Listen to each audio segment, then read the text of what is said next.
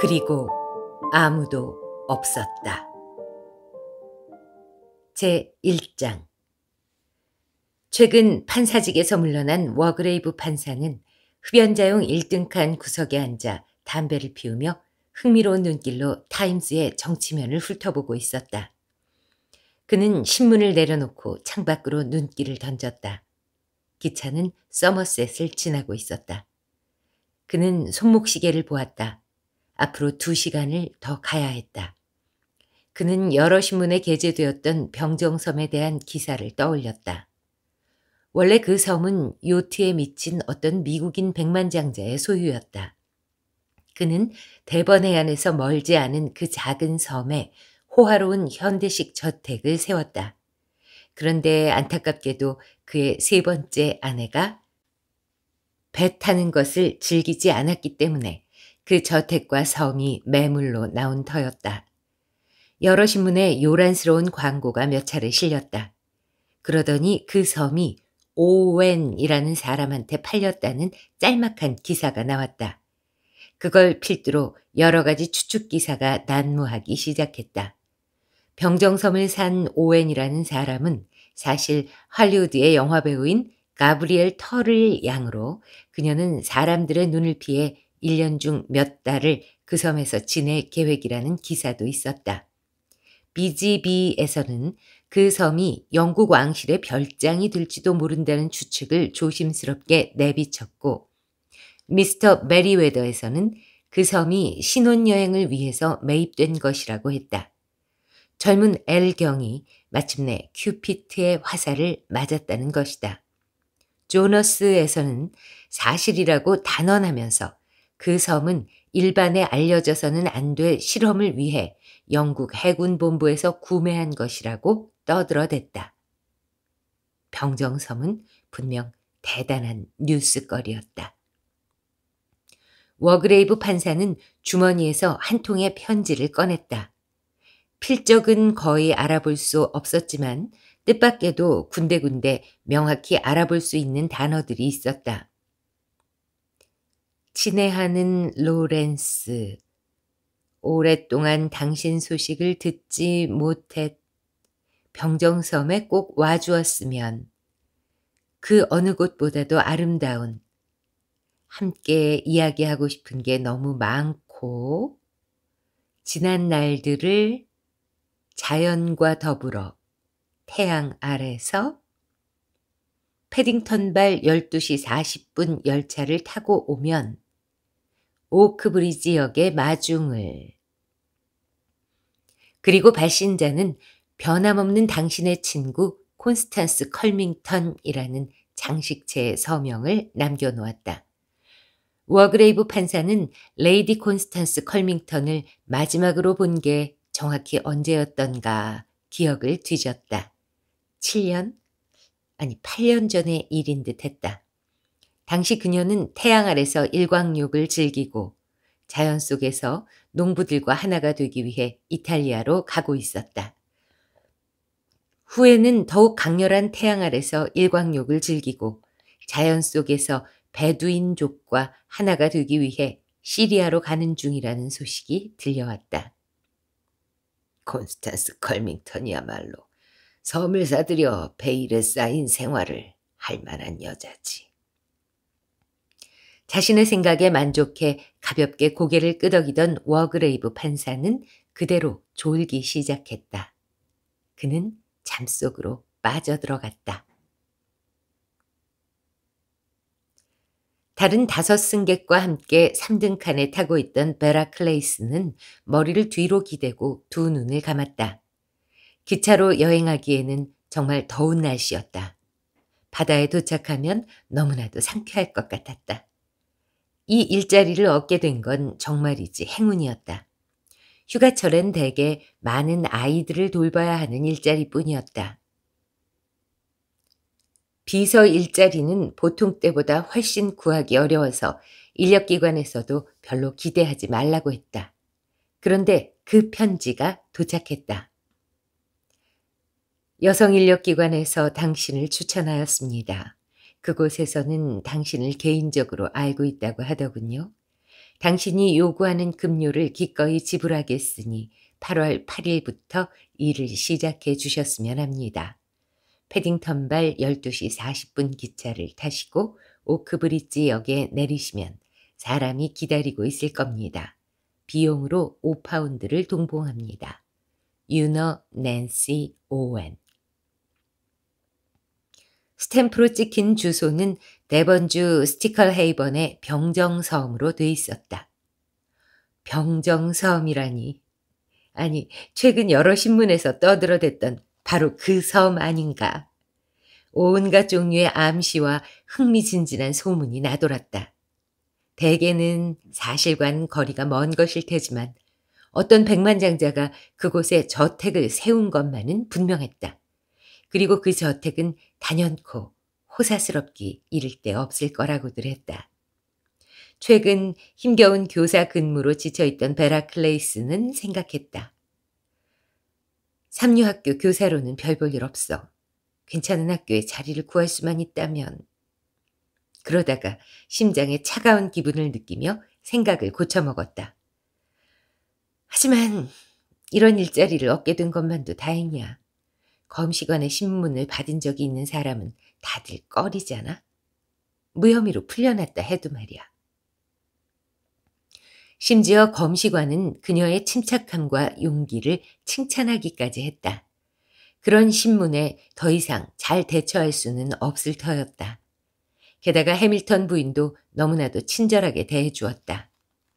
다만 휴고는 그러지 않았다.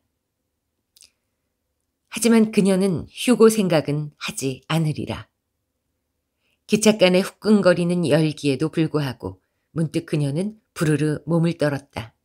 그러고는 지금 가는 곳이 바닷가가 아니면 좋았을 거라고 생각했다. 하나의 영상이 머릿속에 또렷하게 떠올랐다. 바위를 향해 헤엄쳐가는, 떠올랐다 가라앉고 떠올랐다 가라앉는 시릴의 머리. 떠올랐다 가라앉고 떠올랐다 가라앉고.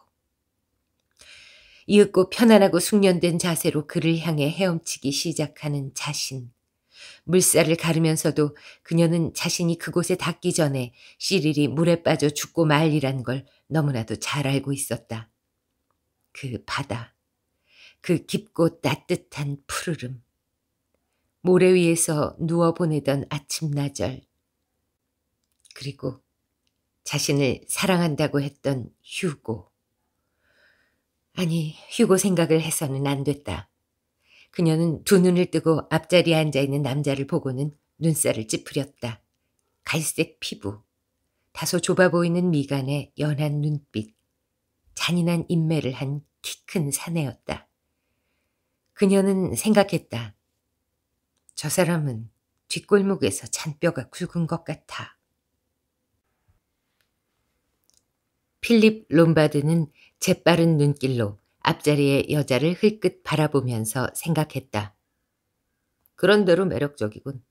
어딘가 여선생처럼 딱딱하고 까다로운 냄새가 나. 냉정한 성격일 거야. 그렇지 않을까 싶었다. 자신을 통제할 줄 아는 형. 사랑에 있어서나 싸움에 있어서나 그는 그녀와 어쩐지 겨뤄보고 싶었다. 그는 얼굴을 찌푸렸다. 안 돼. 그런 짓거리는 그만두자.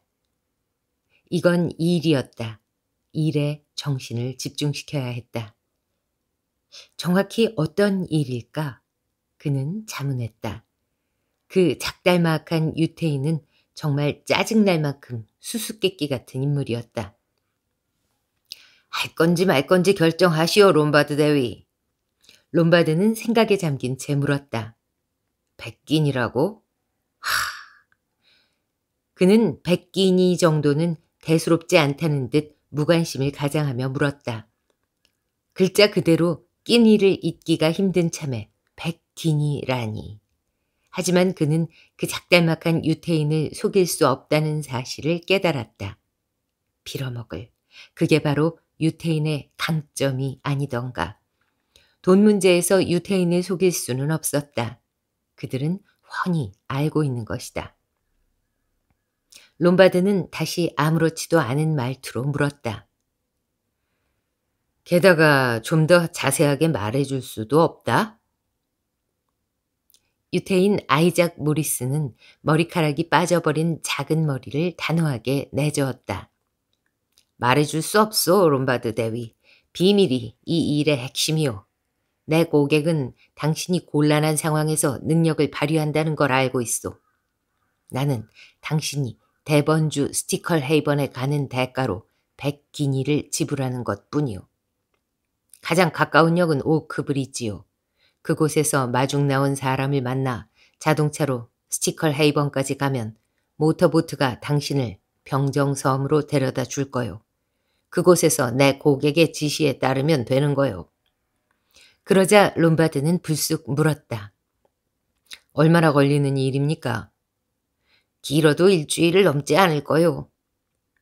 수치적은 코수염을 만지작거리며 롬바드 대위가 대답했다. 내가 아무 일이나 하는 사람이 아니란 건 알고 있을 깹니다만 불법적인 일이라든가. 그렇게 말하면서 그는 날카로운 눈길로 상대를 쏘아보았다. 모리스는 샘족 특유의 두꺼운 입술에 희미한 미소를 띠며 무게 있는 어조로 대답했다. 불법적인 일을 제안받을 경우 언제든 그만둬도 좋소. 그 달아빠진 여우 같은 자식. 그놈은 미소를 지었다. 지난날 롬바드가 합법적인 일만 해온 게 아님을 분명 잘 알고 있다는 듯한 미소였다. 롬바드 역시 씩 웃었다. 그렇고 말고 한두 번 위험한 일이 있었다. 하지만 그는 언제나 곤경을 헤쳐나오곤 했다. 사실 롬바드는 일에 별로 한계를 두는 편이 아니었다. 그랬다. 그가 거절할 만한 선을 넘는 일이라고는 그동안 거의 없었다. 그는 병정섬에 재미있는 일이 기다리고 있으리라고 생각했다. 금연 칸 안에서 에밀리 브렌트는 언제나처럼 반듯한 자세로 앉아 있었다. 65살인 그녀는 흐트러진 자세를 용납할 수 없었다. 보수적인 육군 대령이었던 그녀의 부치는 몸가짐에 특히 엄격했다. 요즘 사람들은 부끄러운 줄 모르고 늘어져 있고는 했다. 기차 안에서도 그렇고 모든 일에서도 그랬다. 엄격한 원칙과 꼿꼿한 분위기로 무장한 채 에밀리 브렌트는 붐비는 3등 칸에 고고한 자세로 앉아 불쾌함과 더위를 견디고 있었다. 요즘에는 너나 없이 온갖 일에 법석을 떨고는 했다. 마취 주사를 맞아야만 일을 빼고 잠이 오지 않을 때는 약을 먹고 언제나 편안한 의자와 쿠션을 원하고 처녀들은 난잡한 행동을 일삼고 여름에는 거의 발가벗은 모습으로 누워 있었다. 에밀리 브렌트는 입술을 굳게 다물었다. 그녀는 그런 사람들에게 모범을 보이고 싶었다. 그녀는 작년 여름 휴가를 떠올렸다. 하지만 올해는 사정이 전혀 달라지리라. 병정섬. 그녀는 수없이 읽고 또 읽은 그 편지의 내용을 머릿속에 떠올렸다. 친애하는 브렌트 양, 저를 기억하시겠어요? 몇 해 전 8월 벨헤이븐 모텔에 함께 묵었지요. 우린 공통점이 많았는데 저는 대번 해안 부근의 섬에 직접 모텔 경영을 시작했어요. 점잖고 나이 지긋한 손님을 초대해 소박하고 맛있는 식사로 개업 파티를 열 생각이랍니다. 벌거벗고 돌아다니거나 밤늦게까지 음악을 틀어놓는 사람은 없을 거예요. 올 여름 휴가를 병정섬에서 보내주시면 기쁘겠군요. 비용은 필요 없답니다. 제 손님으로 오시는 거니까요. 8월 초순이 괜찮으시겠어요? 8일이 어떨지? 그럼 안녕히 계세요. UNO 이름이 뭐였더라? 서명의 글씨는 알아보기가 어려웠다. 에밀리 브렌트는 초조하게 생각했다. 알아볼 수 없는 서명을 하는 사람들이 정말 많다니까. 그녀는 베레이븐 모텔에서 만났던 사람들을 머릿속에 떠올렸다. 그녀는 예전에 두 해 여름을 내리 그곳에서 지냈다. 괜찮은 중년 여자가 있었더랬다. 그 여자 이름이 뭐였더라? 아버지가 성직자였는데 올턴? 오먼? 아니, 올리버였을 거야. 그래, 올리버가 맞아. 병정섬. 그 섬에 대한 기사가 신문에 났었더랬지. 영화배우와 관련된 것이었던가? 아니, 미국인 백만장자에 관한 거였던가? 물론 그런 섬들이 헐값에 팔리는 경우가 종종 있었다. 아무에게나 섬이 어울리는 건 아니었다. 섬에서 사는 걸 낭만적으로 생각했다가 정작 그곳에서 살게 되면 불편한 점들을 깨닫고는 얼른 팔아치울 생각만 하게 되는 거였다. 에밀리 브렌트는 생각했다. 어쨌든 나로서는 공짜로 휴가를 즐기게 되는 셈이야. 수입은 줄고 여러 가지 배당금을 받지 못하고 있는 그녀에게 그건 정말 귀가 솔깃한 제안이었다. 다만 그 올리버 부인, 아니 올리버 양이었던가? 그 여자에 대한 걸 좀 더 기억해낼 수 있으면 좋으련만. 메가더 장군은 기차의 차창 밖을 내다보았다. 기차는 막 엑시터역에 들어서고 있었다. 그 역에서 기차를 갈아타야 했다. 빌어먹을 이런 느려터진 지선열차 같으니라고. 직선 거리로 보면 여기에서 병정섬은 정말 가까웠다. 그는 스푸프 레가드와 조니 다이어 두 사람을 다 알고 있는 그 오웬이라는 사내가 정확히 누구인지 생각해낼 수가 없었다. 장군님의 옛 친구도 한둘 올 겁니다. 그 시절에 대해 옛 이야기를 나누는 것은 즐거운 일이 될 겁니다. 그랬다. 그는 옛 얘기를 하는 것이 즐거웠다. 하지만 최근엔 친구들이 왠지 자신을 피하는 것 같았다. 그게 모두 그 빌어먹을 소문 탓이었다. 그 점이 무엇보다 견디기 어려웠다. 하지만 벌써 30년 전 일이 아닌가. 아무래도 아미티지가 입을 연 모양이었다.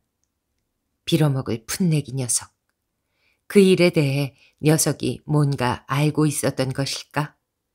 그래, 그런 일에 속을 끓인들 무슨 소용이 있겠는가? 사람이란 때때로 괜한 생각에 사로잡히곤 하지 않는가? 누군가 자신을 의심의 눈초리로 보고 있다는 엉뚱한 생각에. 병정섬은 가보고 싶던 곳이었다. 수많은 소문이 난무했다. 해군 본부라든가 육군 본부라든가 공군 본부에서 그 섬을 사들였다는 소문에도 뭔가 근거가 있는 것 같았다. 그곳에 저택을 세운 것은 미국의 젊은 백만장자인 엘머 롭슨이었다. 소문에 따르면 저택을 짓는데 어마어마한 돈을 쏟아부은 모양이었다. 사치스럽기 이를 데 없이. 드디어 열차가 엑시터역에 정차했다. 1시간 정도 갈아탈 기차를 기다려야 했다. 그는 기다리고 싶지 않았다. 얼른 목적지에 가고 싶었다. 암스트롱 박사는 자신의 모리스 승용차로 솔즈베리 평원을 달리고 있었다. 그는 너무나도 피곤했다. 성공이란 대가를 요구하는 법이었다. 한때 그는 인류 의사들이 모여있는 런던의 할리가에 있는 자신의 진료실에서 말쑥한 차림으로 최신 의료기기와 호화로운 가구들에 둘러싸인 채 손님 하나 찾아오지 않는 나날을 보낸 적도 있었다. 성공과 실패를 운에 맡긴 채. 결국 그는 성공을 거두었다. 그에게는 행운이 따라주었다. 물론 솜씨도 훌륭했다. 그는 유능한 의사였다. 하지만 성공하기 위해선 그것만으론 부족했다. 행운이 필요했다. 그리고 그는 그 행운을 붙잡았던 것이다. 용이 주도한 진단, 돈과 지위를 가진 감격한 몇몇 여자 환자들이었다. 그러자 소문이 퍼져나갔다. 암스트롱을 만나보렴. 꽤 젊은 의사지만 아주 똑똑해. 팸은 여러 해 동안 온갖 의사들을 다 만나봤잖아. 근데 그 의사는 첫 진료에서 문제점을 탁 짚어내더래. 마침내 그는 성공 가도를 달리기 시작했다. 암스트롱 박사는 완벽한 성공을 이룩했다. 그의 스케줄은 언제나 꽉 차 있었다. 쉴 틈조차 거의 없었다. 따라서 이 8월의 아침나절, 런던을 떠나 데번 해안의 섬에서 며칠을 보내게 된 그는 행복했다. 이건 정확하게는 휴가라고 할 수 없었다. 그가 받은 편지의 내용은 좀 애매했지만 동봉된 수표는 틀림없었다. 굉장한 액수였다. 이 오웬 부부란 사람들은 돈이 넘쳐나는 게 분명했다. 아내의 건강이 걱정된 남편이 본인 모르게 진찰을 받도록 하려는 것이었다. 쉽게 이해할 수 있는 일이었다. 아내는 신경이 과민해서... 신경과민이라. 의사가 눈썹을 치켜세웠다. 그런 여자들은 언제나 신경과민 환자들이었다.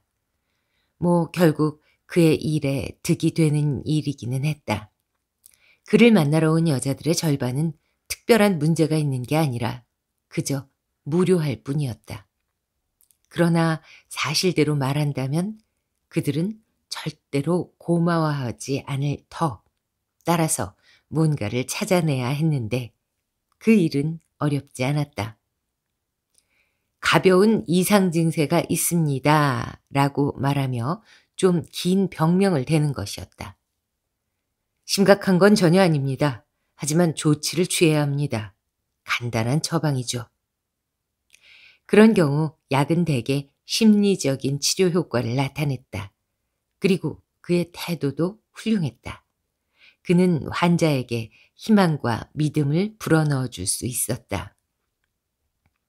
10년 전, 아니 15년 전이었던가?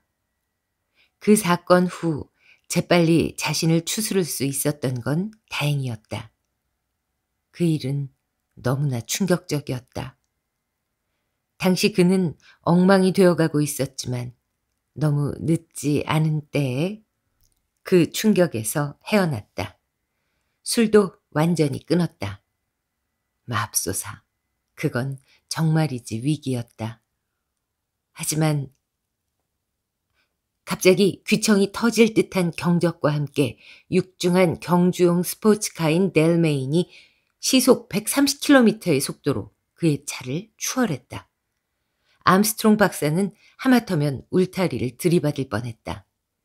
맹렬한 속도로 사방을 누비고 다니는 정신나간 젊은 녀석들 중에 하나였다. 그는 그런 녀석들을 증오했다. 지금도 큰일 날 뻔하지 않았나? 빌어먹을 애송이 같으니라고. 앤토니 메스터는 미어를 향해 맹렬히 질주하는 가운데 생각했다. 도로 위를 기어다니는 차들 때문에 정말 미치겠군. 언제나 앞을 가로막잖아.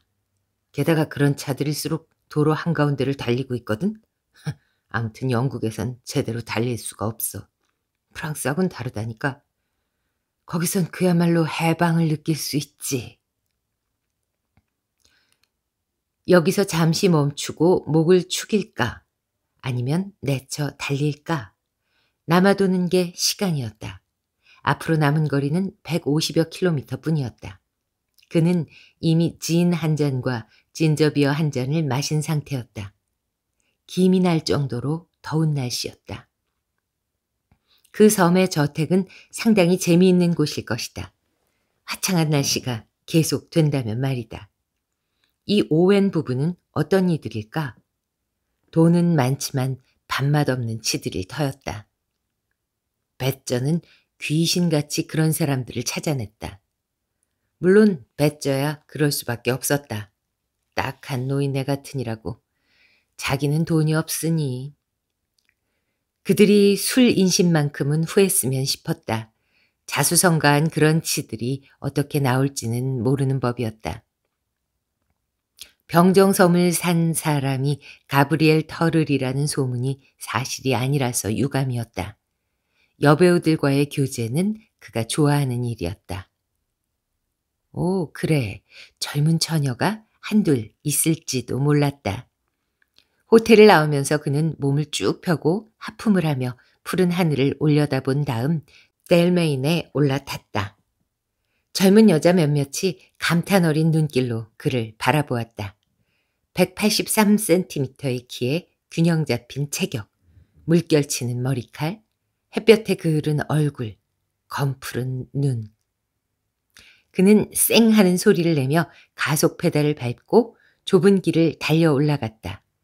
노인들과 상점에서 심부름을 하는 사환 소년들이 깜짝 놀라 뒤로 물러섰다.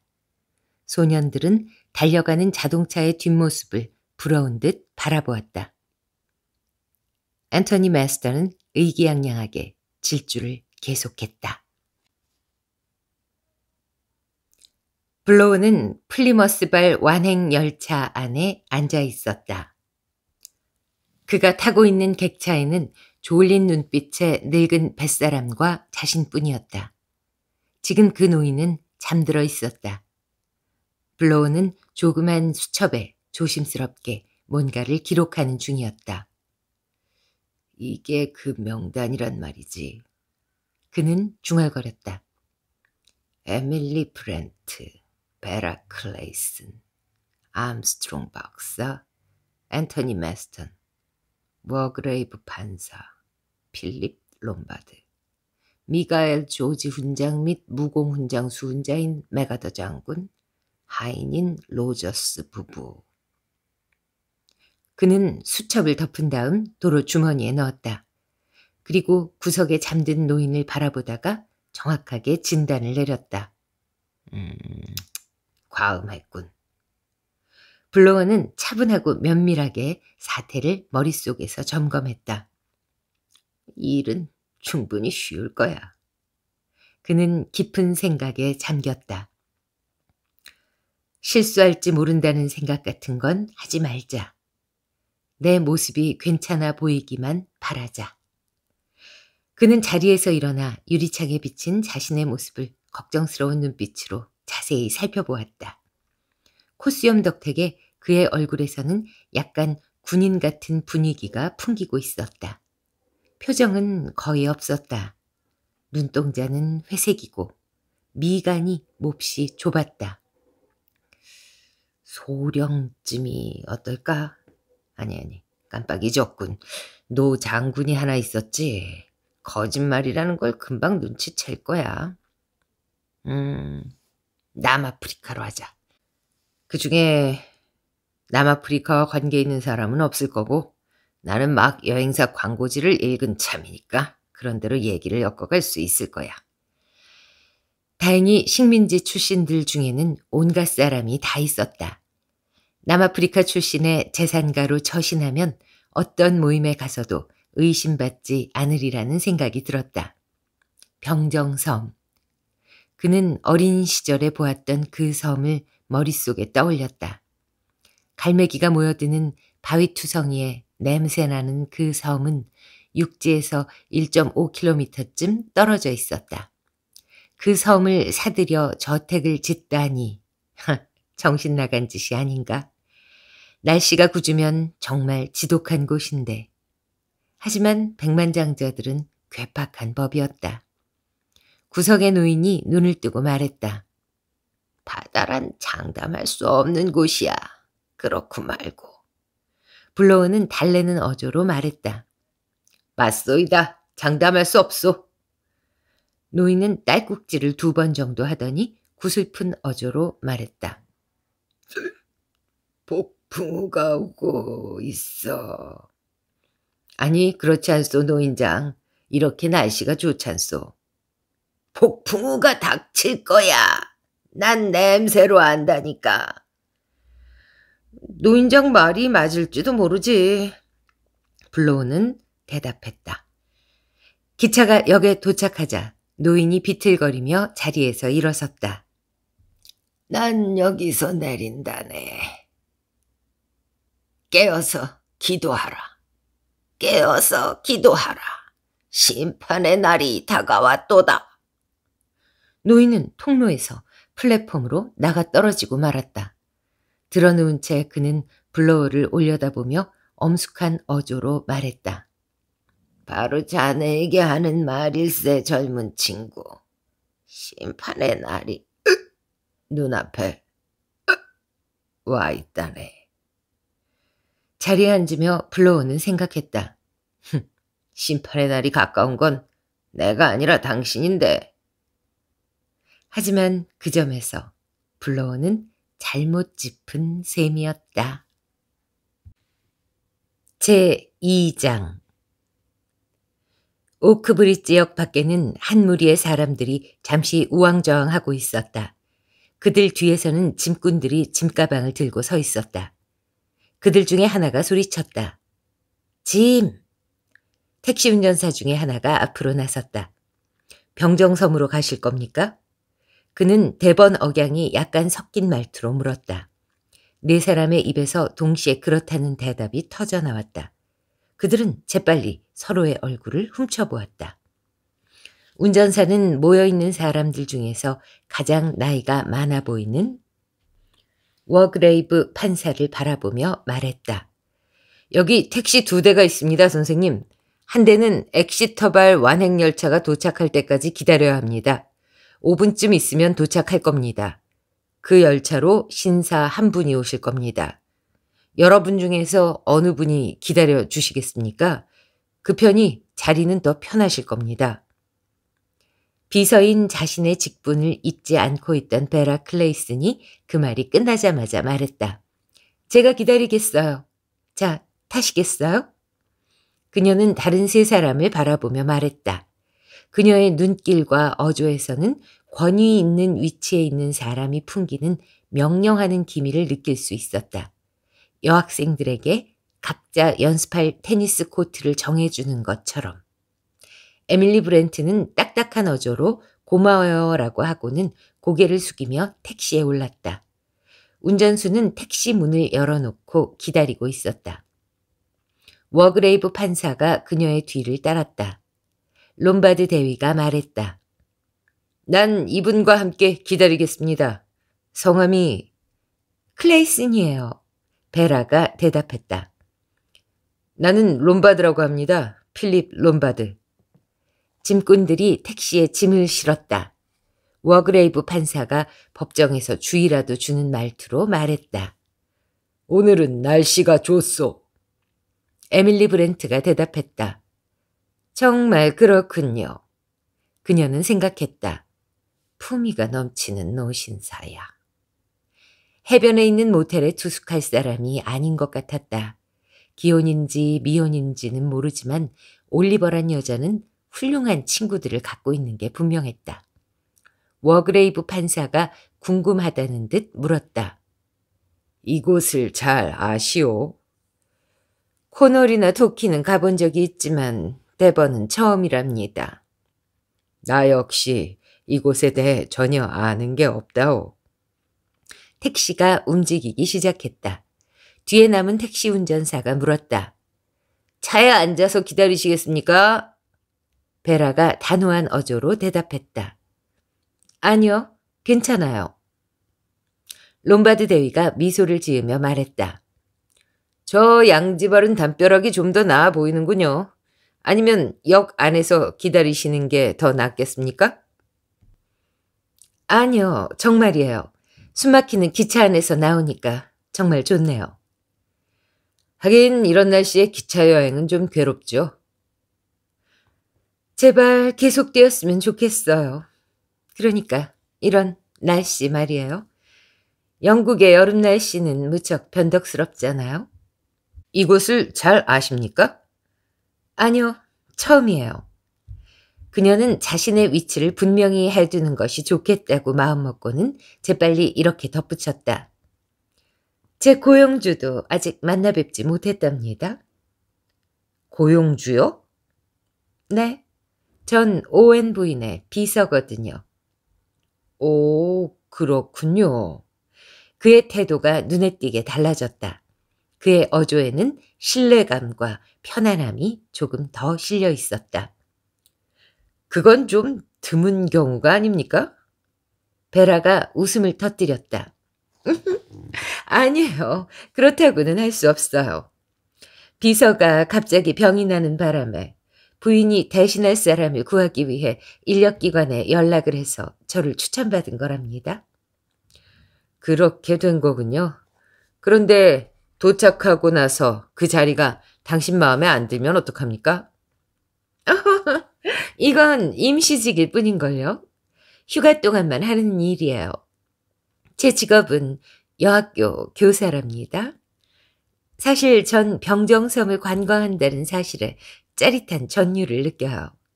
아주 매력적인 곳이겠죠? 모르겠습니다. 나도 가본 적이 없으니까요. 정말이세요? 오웬 부부는 정말 멋진 분들인 것 같아요. 어떤 분들이시죠? 말 좀 해주세요. 롬바드는 생각에 잠겼다. 곤란한 상황인데 그들을 알고 있는 척 해야 할까?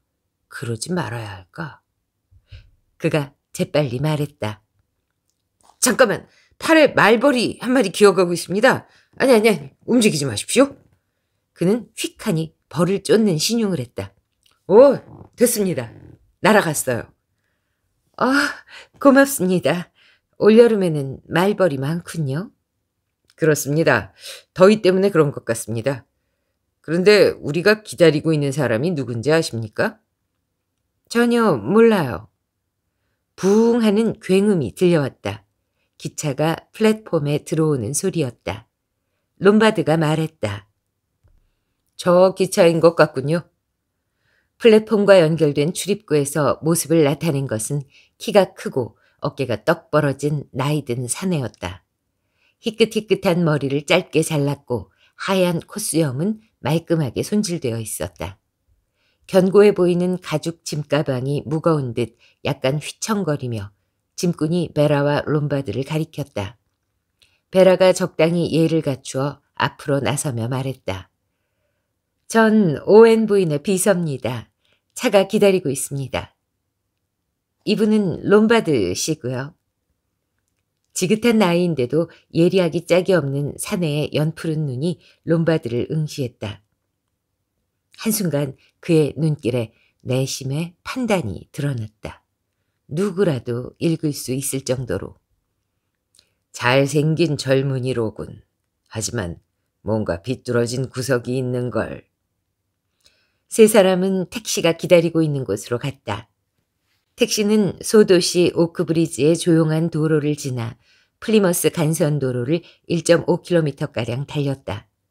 그런 다음 푸른 들판을 가로지르는 가파르고 좁고 꼬불꼬불한 길로 접어들었다. 메가더 장군이 말했다. 난 이곳은 전혀 모른다오. 도시주와 면에 있는 이스트 데번은 좀 알지만 말이오. 여긴 정말이지 기분 좋은 곳이군요. 언덕이며 붉은 대지며 푸른 식물들, 아름다운 경치예요. 필립 롬바드가 비판적인 어조로 말했다. 좀 답답한 것 같은데요? 난 탁 트인 곳이 좋습니다. 시야가 환히 탁 트인 곳 말이죠. 메가더 장군이 그에게 말했다. 외국 여행을 좀 하신 모양이요. 롬바드는 깔보듯이 어깨를 으쓱해 보였다. 몇 군데 가본 것뿐입니다. 그는 생각했다. 이제 제2차 세계대전에 참전했을 정도로 나이가 들었는지를 묻겠군. 늙은이들은 언제나 그런다니까. 하지만 메가더 장군은 전쟁 이야기를 꺼내지 않았다. 차는 가파른 언덕을 오른 다음 스티컬 헤이번으로 통하는 꼬불꼬불한 길을 달려 내려갔다. 한두 척의 고깃배가 해안에 정박해 있고 오두막 몇 채가 모여있는 작은 마을이었다. 황혼 속에서 남쪽 바다 너머 솟아있는 병정섬의 모습이 처음으로 드러났다. 베라가 놀란 어조로 말했다. 육지에서 상당히 멀리 떨어져 있군요. 그녀가 꿈꾸던 것과는 다른 모습이었다. 육지에서 가깝고 아름다운 하얀 저택이 서 있는 섬을 상상했던 것이다. 하지만 저택 같은 것은 보이지 않고 병정을 닮은 투박한 형상의 거대한 바위만이 보일 뿐이었다. 거기에는 뭔가 불길한 느낌이 감돌았다. 그녀는 약간 몸을 떨었다. 세븐스타라는 작은 여관 앞에 세 사람이 앉아 있었다. 웅크리고 앉은 판사의 나이든 얼굴과 에밀리 브렌트의 꼿꼿한 모습, 그리고 또 한 사내의 모습이 보였다. 덩치가 크고 화통해 보이는 그 사내가 앞으로 나와 자신을 소개했다. 우리가 기다리고 있던 분들인 것 같소만. 같이 섬에 가려고 말이오. 날 소개하겠소. 이름은 데이비스. 고향은 남아프리카라오. 워그레이브 판사가 혐오감을 드러내며 그를 바라보았다. 그는 자신이 지시를 내려 그 법정 아닌 법정을 정돈하고 싶은 모양이었다. 에밀리 브렌트는 식민지 출신에 대해 호의적인 태도를 취해야 할지 어떨지 마음을 정하지 못하고 있었다. 배에 오르기 전에 한잔 하실 분? 데이비스가 상냥한 어조로 제안했다. 그 제안에 동의하는 사람이 아무도 없자 데이비스는 몸을 돌리고 손가락 하나를 들어보였다. 그렇다면 지체할 이유가 없군. 친절하신 주인 부부께서 우리를 기다리고 계실 테니까 말이오. 모인 사람들의 태도에 기묘한 조심스러움이 서리는 것을 그는 알아차릴 수 있었다. 주인 부부에 대한 말이 기묘하게도 초대객들을 마비시키기라도 한 것처럼. 데이비스의 손짓을 보고 근처 벽에 기대 서 있던 사내 하나가 그들 앞으로 다가왔다. 건들거리는 걸음걸이가 그가 뱃사람이라는 것을 말해주고 있었다. 그의 얼굴은 비바람에 단련돼 있었고 짙은 눈빛에는 알 수 없는 표정이 떠올라 있었다. 그는 대번 억양이 약간 들어간 말투로 입을 열었다. 섬으로 떠날 준비를 해주시겠습니까, 여러분? 배가 기다리고 있습니다. 신사 두 분이 차로 오실 예정입니다만 언제 도착할지 알 수 없으니까 기다릴 필요는 없다고 오웬 씨께서 말씀하셨습니다. 사람들이 일어섰다. 안내인이 그들을 돌로 된 작은 부두로 이끌었다. 부두가에는 모터보트가 기다리고 있었다. 에밀리 브렌트가 말했다. 아주 작은 보트군요. 보트의 주인이 설득력 있는 어조로 말했다. 좋은 배랍니다, 부인. 플리머스까지도 거뜬하게 갈 수 있죠. 워그레이브 판사가 날카로운 어조로 물었다. 이렇게 여러 명이 타도 괜찮겠소? 이 2배의 인원도 태울 수 있습니다. 문제 없을 겁니다. 화창한 날씨니까요. 파도라고는 없군요. 필립 롬바드가 쾌활하고 태평한 목소리로 말했다. 그래도 미덥지 않다는 태도로 에밀리 브렌트가 배에 올랐다. 나머지 사람들이 그 뒤를 따랐다. 사람들 사이에는 아직 친밀감이 없었다. 각자 서로의 태도에 당혹해하고 있는 것 같았다. 그들이 배에 앉아 긴장을 풀려고 할 때 배에 갈고리 장대를 들고 있던 안내인이 동작을 멈추었다. 마을로 들어오는 가파른 길을 차 한 대가 달려 내려오고 있었다. 그 차의 모습이 어찌나 힘에 넘치고 멋졌던지 비현실적 존재가 나타난 것 같았다. 운전대 앞에는 한 청년이 갈색 머리를 바람에 날리며 앉아 있었다. 석양빛 한가운데에서 그의 모습은 인간이 아닌 젊은 신, 북유럽 전설에 나오는 영웅처럼 보였다. 그가 경적에 손을 대자 작은 만의 바위들을 뒤흔들며 빵 하는 굉음이 울려 퍼졌다. 환상적인 순간이었다. 그 순간 앤토니 메스터는 인간 이상의 그 무엇처럼 보였다. 그곳에 있던 이들 중 여럿이 나중에도 그 순간을 떠올렸다. 프레드 네러코트는 배의 엔진 옆에 앉아 이번 초대객들은 참 이상한 조합이라고 생각하고 있었다. 그는 훨씬 잘 차려입은 손님들을 예상했다. 하나같이 부와 권력의 냄새가 나는 성장한 숙녀들과 요트 복장을 차려입은 신사들일 걸로 생각했던 것이다. 엘머 롭슨 씨의 파티와는 딴판이 아닌가. 그 백만장자의 손님들을 떠올리자 그의 입가에 희미한 웃음기가 어렸다.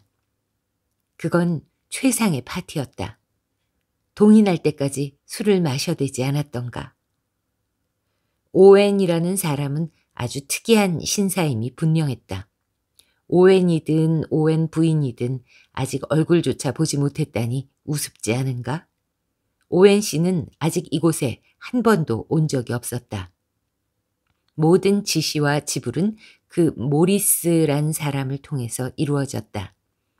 지시사항은 언제나 명료했고 지불은 언제나 정확했지만 그렇다고 이상하지 않은 것은 아니었다. 신문에서는 오웬 씨가 베일에 쌓인 인물이라고 했다. 네러코트는 그 의견에 동감이었다. 어쩌면 정말 이 섬을 사들인 것은 가브리엘 터를 양인지도 몰랐다. 하지만 배에 탄 사람들을 살펴보고 나자 그 추리는 설득력을 잃어버렸다. 그랬다. 배에 탄 사람들 중에서 영화배우와 관계 있어 보이는 사람은 한 사람도 없었다. 그는 심심풀이 삼아 그곳에 모인 사람들을 평가해 보았다. 나이든 여자가 한 사람 있었다. 성미가 까다로울 것 같았다. 그는 그런 종류의 여자를 잘 알고 있었다. 사나운 여자임에 틀림없었다. 그리고 군인 분위기를 풍기는 노신사가 한 사람 있었다. 진짜 군인 같았다. 젊은 처녀는 괜찮은 용모의 소유자였지만 매혹적이라기보다는 평범한 편이었다. 그녀에게서 할리우드 분위기를 찾아볼 수는 없었다. 그리고 저 허세꾼은 쾌활하기는 하지만 분명 진짜 신사는 아니었다. 아마 은퇴한 사업가쯤 되리라. 또 한 사람. 여위고 허기져 보이는 얼굴에 눈초리가 불안정한 사내는 종잡을 수 없는 인물이었다. 영화와 관계가 있을 가능성이 있는 인물은 그뿐이었다. 아니, 그 배에 탄 사람 중에서 유일하게 그의 기대를 만족시키는 인물이 있었다. 승용차. 얼마나 대단한 차인가. 그런 차는 스티컬 헤이번에서 본 적이 없었다. 가격도 어마어마하리라. 그 승용차를 타고 마지막에 도착한 신사가 바로 그 사람이었다. 그는 네러코트의 기대에 부응하는 인물이었다. 부유하게 태어난 인물인 것이다. 나머지 손님들이 모두 그랬다면 네러코트도 수긍이 갔을 것이다. 이번 손님들은 생각할수록 모든 점에서 낯설고 이상했다. 몹시 이상했다. 배가 바위를 돌았다. 마침내 저택이 시야에 들어왔다. 섬의 남쪽 면은 전혀 다른 모습이었다. 해안까지 완만한 경사가 져 있었다. 저택은 남쪽의 면에 있었다. 햇빛이 충분히 들어올 수 있도록 유리창으로 둘러싸인 나지막한 정방형의 건물이었다. 흥분을 불러일으키는 기대에 부응하는 멋진 저택이었다. 프레드 네러코트는 배의 엔진을 끈 다음 바위 사이에 자연적으로 생긴 작은 후미에 조심스럽게 배를 댔다. 필립 롬바드가 날카로운 어조로 말했다. 험한 날씨에는 이곳에 배를 대기가 무척 어렵겠군요. 프레드 네러코트가 쾌활하게 대답했다. 남동풍이 불 때는 병정섬에 배를 댈 수가 없습니다. 때로는 한 주일 이상 격리되는 경우도 있죠. 베라클레이스는 생각했다. 음식물을 조달하기가 매우 어렵겠네. 그게 섬의 가장 나쁜 점이야. 집안 살림 전체가 걱정거리가 되니까. 배가 바위에 닿아 삐걱 소리를 냈다. 프레드 네러코트는 배에서 뛰어내렸다. 그와 롬바드는 다른 사람들이 배에서 내리도록 도와주었다. 네로코트가 배를 바위에 박힌 고리에 단단히 붙들어맸다. 그는 앞서서 벼랑을 타기 시작했다. 메가더 장군이 감탄했다. 하, 멋진 곳이군. 하지만 그는 마음이 편치 않았다. 휴가철 파티를 하기엔 좀 괴상한 곳이었다. 기슬글 기어올라 테라스에 이르자 그들은 기분이 좋아졌다. 저택의 탁 트인 현관에서 집사가 단정한 태도로 그들을 기다리고 있었다. 집사의 진지한 태도가 그들을 안심시켰다. 그리고 저택만큼은 정말이지 매혹적이었다. 테라스에서 바라보는 전망은 너무나도 멋졌다. 집사가 가볍게 고개를 숙이며 다가왔다. 그는 키가 크고 몸이 날렵했다. 희끗희끗한 머리카락에 믿음직스러운 태도를 하고 있었다. 이쪽으로 오십시오. 널찍한 홀에는 마실 것이 준비되어 있었다. 술병들이 질비했다. 앤터니 메스터는 기분이 좀 좋아졌다. 재미없는 파티가 될 거라고 생각하던 참이었다. 자기 또래는 하나도 없지 않은가. 배쩌는 어째서 자신에게 이런 파티가 어울린다고 생각했던 것일까. 하지만 술은 훌륭했다. 얼음도 충분했다. 그런데 저 집사가 뭐라고 하는 걸까? 오웬 씨는 불가피한 일 때문에 내일이나 이곳에 오실 수 있답니다. 하지만 지시가 있었습니다. 원하는 것은 뭐든지 각자 방을 안내해 드릴까요? 저녁 식사 시간은 8시 정각입니다. 베라는 로저스 부인을 따라 2층으로 올라갔다. 로저스 부인이 복도 끝에 있는 문을 열었다. 베라는 방 안으로 들어갔다. 커다란 창으로는 바다가 보이고 다른 쪽 창문은 동쪽의 면에 있는 쾌적한 방이었다. 그녀는 자신도 모르게 기쁨에 찬 감탄사를 내질렀다. 로저스 부인의 목소리가 들려왔다. 더 필요한 건 없으신가요, 아가씨? 베라는 주위를 둘러보았다. 짐은 이미 옮겨져서 물건들이 정리돼 있었다. 방 한쪽에 열린 문으로는 하늘색 타일이 깔린 욕실이 보였다. 그녀는 재빨리 대답했다. 네, 모든 게 있는 것 같군요. 필요한 게 있으시면 벨을 눌러주시겠어요, 아가씨? 로저스 부인은 억양없고 단조로운 목소리로 말했다. 베라는 유심히 그녀를 바라보았다. 그녀는 백지장처럼 하얗고 핏기 없는 유령 같았다. 뒤로 넘긴 말끔한 머리 모양의 검은 원피스를 입은 아주 깔끔한 차림이었는데도 이상하게 번뜩이는 눈동자는 끊임없이 두리번거렸다. 그녀는 생각했다. 자기 그림자만 봐도 겁에 질릴 것처럼 보이네. 그렇다. 그 표현이 적절했다. 겁에 질려 있다. 여자는 마치 감당할 수 없는 공포를 경험한 사람 같았다. 베라는 등줄기로 전율이 훑고 지나가는 것을 느꼈다. 도대체 저 여자가 뭘 두려워하고 있는 것일까? 베라는 쾌활하게 말했다. 전 오웬 부인의 새로운 비서예요. 이미 알고 계시리라 믿어요? 아닙니다, 아가씨. 전 아무것도 모릅니다. 다만 손님 명단과 그분들이 어느 방에 묵으실 것인지만 알고 있을 뿐입니다. 오웬 부인이 제 얘기를 하지 않으셨나요? 전 오웬 부인을 뵌 적이 없습니다. 아직은요. 저희는 겨우 이틀 전에 이곳에 도착했답니다. 이 오웬 부부란 사람들은 정말 이상한 사람들이라고 베라는 생각했다. 그녀는 소리내어 말했다. 이곳에서 일하는 사람들로는 누가 있죠? 저와 남편 로저스 뿐입니다, 아가씨. 베라는 미간을 찌푸렸다.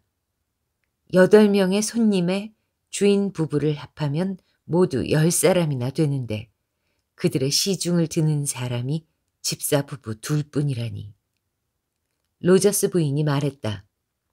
저는 요리를 잘하고 제 남편은 집안일에 능숙하지요.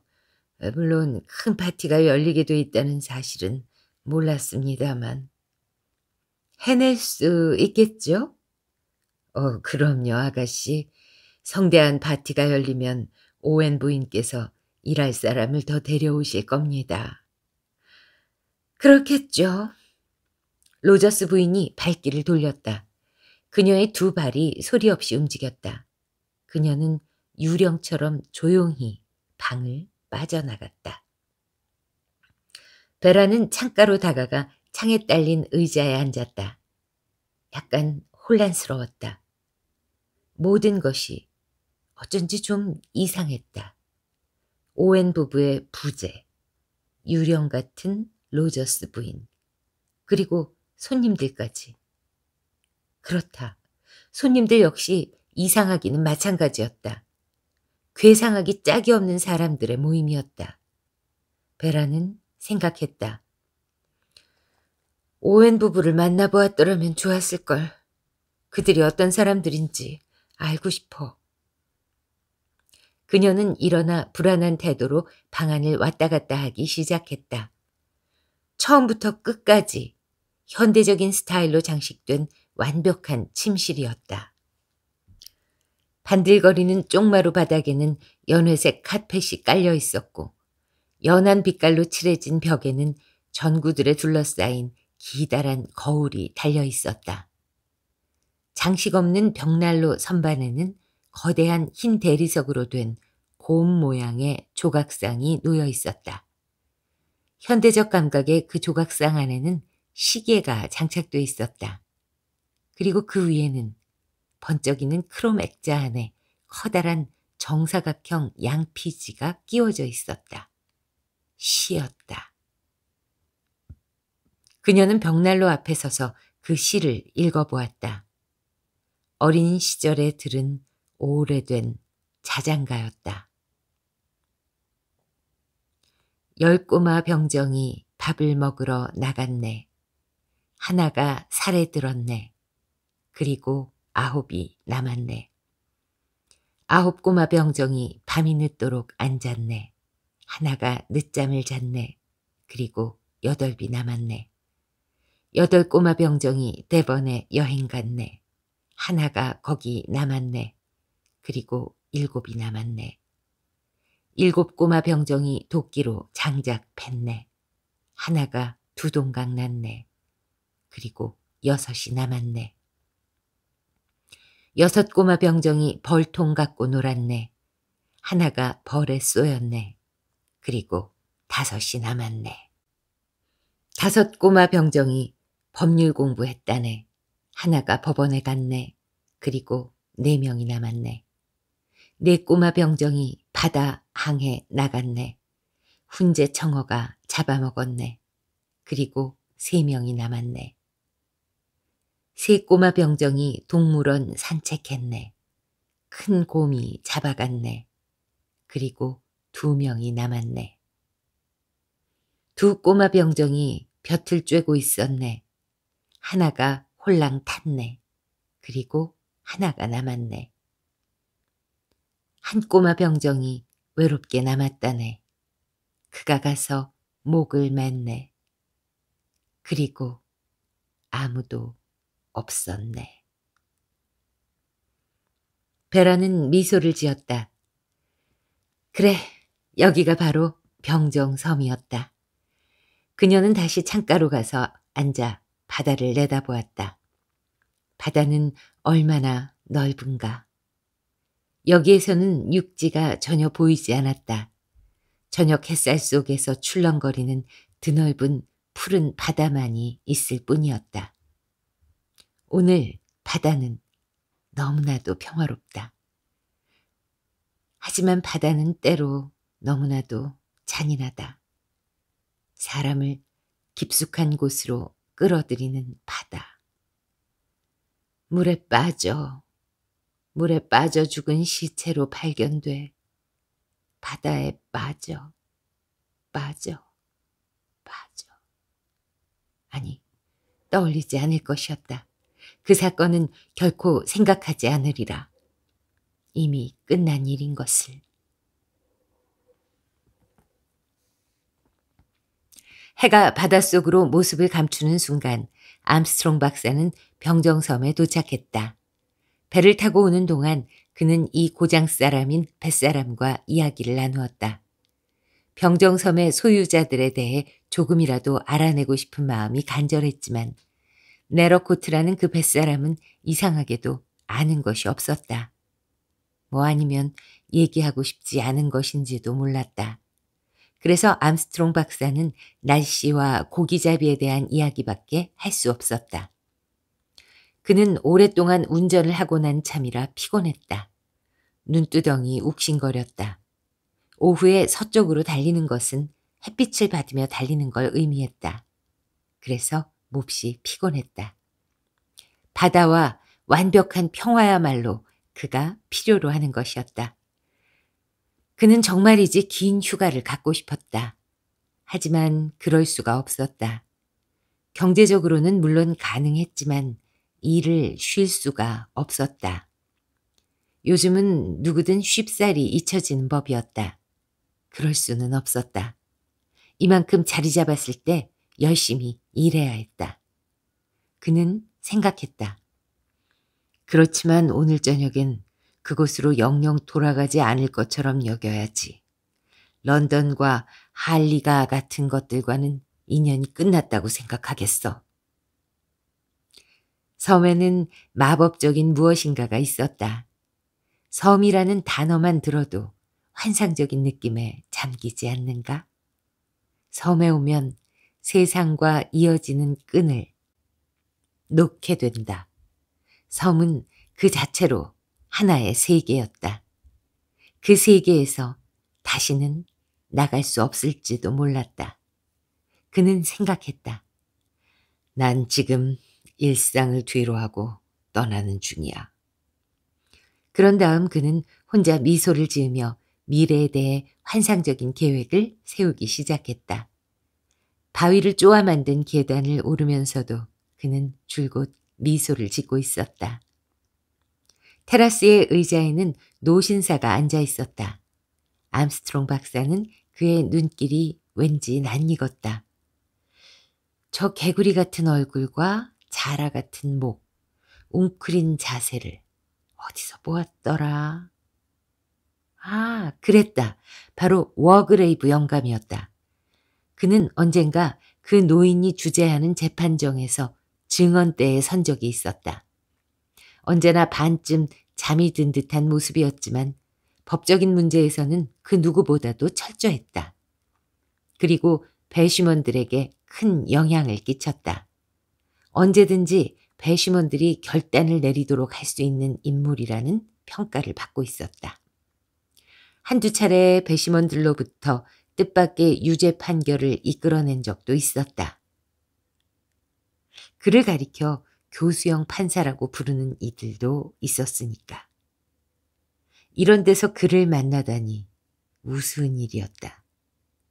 세상을 벗어난 이곳에서. 워그레이브 판사는 생각했다. 암스트롱이잖아. 증인석에선 그를 본 기억이 나는군. 아주 정중하고 주의 깊은 사람이었지. 의사들이란 모두 멍청하기 짝이 없어. 그 중에서도 할리가의 개업의들이 최악이지. 그러면서 판사는 못마땅한 기분으로 최근 만났던 할리가의 의사를 떠올렸다. 판사는 퉁명스런 어조로 말했다. 오래 마실 게 준비돼 있소. 암스트롱 박사가 말했다. 우선 주인 부부께 인사를 드려야겠습니다. 위그레이브 판사는 영락없이 파충류를 연상시키는 두 눈을 도로 감으며 말했다. 그럴 수가 없을 거요. 왜요? 주인 부부는 둘 다 없으니까. 정말 이상한 일이오. 난 이곳이 어딘지 도무지 모르겠소. 암스트롱 박사는 잠시 그를 응시했다. 노신사가 이제 정말로 잠이 든 모양이라고 암스트롱이 생각한 순간 워그레이브가 갑자기 입을 열었다. 혹시 콘스탄스 컬밍턴이라고 아시오? 글쎄, 모릅니다. 유감스럽지만 모르겠는데요. 꼭 알아야 하는 건 아니오. 꼭 짚어 설명할 수 없는 여자지. 게다가 사실 필적을 알아볼 수가 없었어. 지금 난 내가 집을 잘못 찾은 게 아닐까 하는 생각을 하고 있었소. 암스트롱 박사는 고개를 내젓고는 현관 계단을 올라갔다. 워그레이브 판사는 콘스탄스 컬밍턴에 대해 기억을 되짚어 보았다. 여자들이 의례 그렇듯 미덥지가 않은 그 여자를. 그의 관심은 이 집에 있는 두 여자에게로 쏠렸다. 입을 꼭 다물고 있는 노부인과 아가씨에게로. 젊은 여자, 냉혹하고 제멋대로 행동할 듯 보이는 그 여자는 별로 그의 마음에 들지 않았다. 아니, 로저스 부인까지 헤아린다면 여자는 모두 셋이었다. 로저스 부인은 괴상하게도 뼛속까지 겁에 질린 듯한 얼굴을 하고 있었다. 하지만 그 부부는 자기 일을 잘 알고 있는 유능한 사람들이었다. 바로 그 순간 로저스가 테라스로 나왔다. 판사가 물었다. 콘스탄스 컬밍턴 부인이 오기로 되어 있소. 아니요, 선생님. 잘 모르겠습니다. 판사의 눈썹이 치켜 올라갔다. 하지만 그는 끙 하는 소리를 냈을 뿐이었다. 평정섬이라. 뭐가 뭔지 알 수 없는 섬이군. 앤터니 메스터는 욕조 속에 들어가 있었다. 김이 무럭무럭 피어오르는 물속에 몸을 담그니 기분이 좋았다. 오랫동안 운전을 한 뒤라 팔다리가 경련을 일으켰다. 그의 머릿속에는 별다른 생각이란 게 없었다. 앤터니 메스터는 감각형 인간, 행동형 인간이었다. 그는 생각했다. 불쾌해도 해내야겠지. 그의 머릿속은 다시 텅 비어버렸다. 김이 피어오르는 더운 물, 피곤한 팔다리, 면도를 하고 칵테일을 한잔 한 다음 저녁을 먹고 그 다음엔? 블로우는 넥타이를 메고 있었다. 그는 이런 일에 서툴렀다. 괜찮아 보이나? 그런 것 같았다. 자신에게 딱히 호감을 보이는 사람은 한 사람도 없었다. 우습게도 모두 서로를 희끔거리지 않았던가. 마치 뭔가 알고 있기라도 한 것처럼. 그렇다. 이제 그에게 달린 일이었다. 그리고 그는 이런 일에 서투른 사람이 아니었다. 그는 벽난로 선반 위에 걸려있는 액자 속의 동시를 문득 바라보았다. 하, 저런 걸 저런 데 걸어놓다니 재치 있지 않은가? 어렸을 때 이 섬이 기억나. 이곳에 있는 저택에서 이런 일을 하게 될 줄은 꿈에도 몰랐는데. 사람이 앞일을 모른다는 건 어쩌면 좋은 일인지도 몰라. 메가더 장군은 혼자서 미간을 찌푸렸다. 빌어먹을 모든 것이 정말이지 이상하기 짝이 없었다. 기대했던 것과는 딴판이었다. 양해를 구하고 확 돌아가 버리고 싶었다. 모든 걸 없었던 일로 하고. 하지만 모터보트는 육지로 돌아가 버렸다. 이곳에 묵어야만 했다. 그 롬바드라는 산에는 왠지 수상쩍었다. 그 산에는 세상을 정직하게 사는 사람이 아님이 분명했다. 식사 시간을 알리는 종소리가 울리자 필립 롬바드가 방에서 나와 층계를 향해 걸었다. 그는 표범처럼 소리 없이 날렵하게 움직였다. 그의 모습은 전체적으로 보아 표범 같은 데가 있었다. 흐뭇한 시선으로 먹이를 바라보는 야수 같았다. 그는 혼자 희죽 웃었다.